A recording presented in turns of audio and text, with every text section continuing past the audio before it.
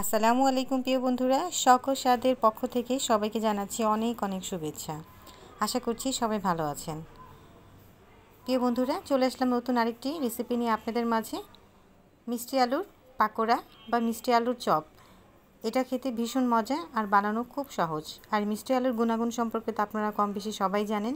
মিষ্টি আলুতে প্রচুর ভিটামিন এ আছে, ভিটামিন বি আছে, ক্যালসিয়াম, ম্যাগনেসিয়াম প্রচুর মাত্রায় আছে। তাহলে চলুন আমরা মূল রেসিপিতে চলে যাই। এখানে আমি মিষ্টি আলু নিয়েছি 3টা, এখানে নিয়েছি 2টো ডিম। মিষ্টি আলুটাকে আমি কুচি কুচি করে কেটে নিব, যেভাবে আমরা আলু ভাজি করি ওভাবে। এখন একটা মিক্সিং বল নিয়েছি, এই বলের মধ্যে আমি মিষ্টি আলু, আমি গাজরও নিয়েছি, কুচি করে কেটে নিয়েছি। মিষ্টি আলুটা আমি এই বলের মধ্যে নিব, সবটুকু আমি নিয়ে নিব।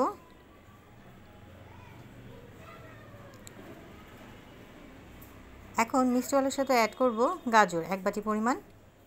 এখানে একটা গাজর কাটলে অনেকগুলো হয়ে যায়।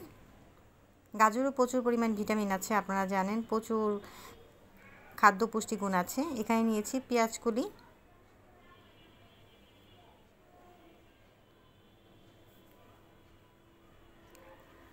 যে কোনো রান্নায় বা চপে যদি আমরা পেঁয়াজ কলিটা দিই তাহলে খেতে ভীষণ ভালো লাগে।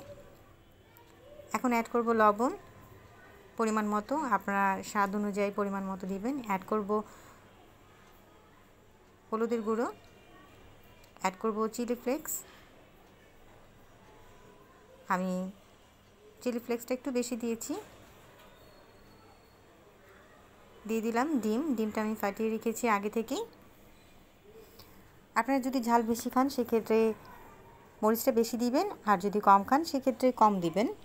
সবগুলো উপকরণ দিয়ে আমি ভালো করে হাত দিয়ে মেখে নিব।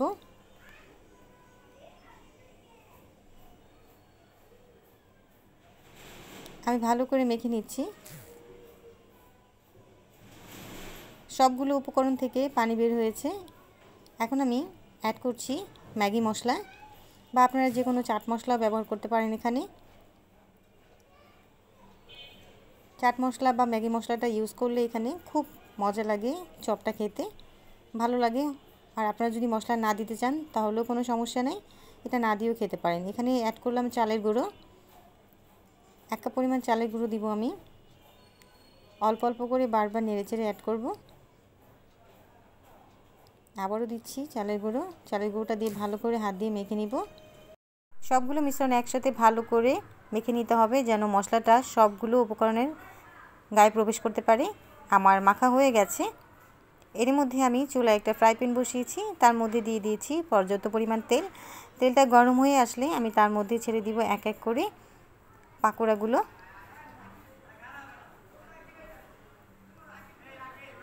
আমি পাকোড়াগুলো ভেজে নিচ্ছি।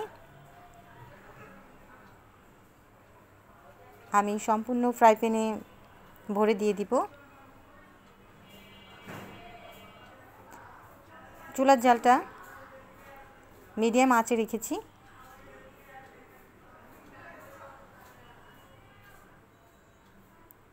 খুব বেশি জালে ভাজা যাবে না, তাহলে পুড়ে যাবে পাকোড়াগুলো। আমি এক এক করে ভালো করে উল্টে পাল্টিয়ে নিচ্ছি। আমার পাকোড়াগুলো ভাজা হয়ে গেছে। এখন আমি চুলা থেকে তুলে নিব।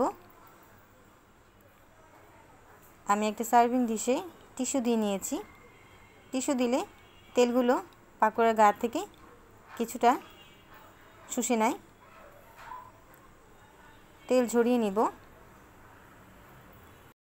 আমার পাকোড়াগুলো একদম পারফেক্টলি ভাজা হয়েছে, একদম মচমচে কুড়মুড়ে হয়েছে।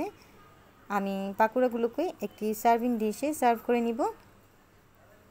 ফাইনালি তৈরি হয়ে গেল আমার মিষ্টি আলুর পাকোড়া। আমি এখানে টমেটো সস আর তেঁতুলের সসটা নিয়েছি। আপনারা চাইলে যে কোনো সস দিয়ে এই পাকোড়াটা পরিবেশন করতে পারেন, অথবা সস যদি না থাকে তাহলে আপনি এমনিও খেতে পারেন, তাতেও ভালো লাগবে। আমি একটা পাকোড়া আপনাদেরকে ভেঙে দেখাচ্ছি, দেখুন কতটা সুন্দর হয়েছে ভেতরটা। খেতে ভীষণ মজা হয়েছে। প্রিয় বন্ধুরা, আপনারা অবশ্যই বাসায় ট্রাই করবেন। ডিয়ার ভিউয়ার্স, এতক্ষণ আমার সাথে থাকার জন্য আপনাদেরকে অসংখ্য ধন্যবাদ। যারা এর মধ্যে আমার চ্যানেলে সাবস্ক্রাইব করে ফেলেছেন তাদেরকে অসংখ্য ধন্যবাদ। আর যারা সাবস্ক্রাইব করেনি তারা প্লিজ সাবস্ক্রাইব করে আমার পাশে থাকবে। আর আমার রেসিপিটা যদি ভালো লাগে তাহলে অবশ্যই আমার চ্যানেলে like, comment, share and subscribe করবেন। পরবর্তীতে নতুন একটা ভিডিও নিয়ে আপনাদের মাঝে আবার আসবো। ততক্ষণ পর্যন্ত ভালো থাকুন। আল্লাহ হাফেজ। আসসালামু আলাইকুম।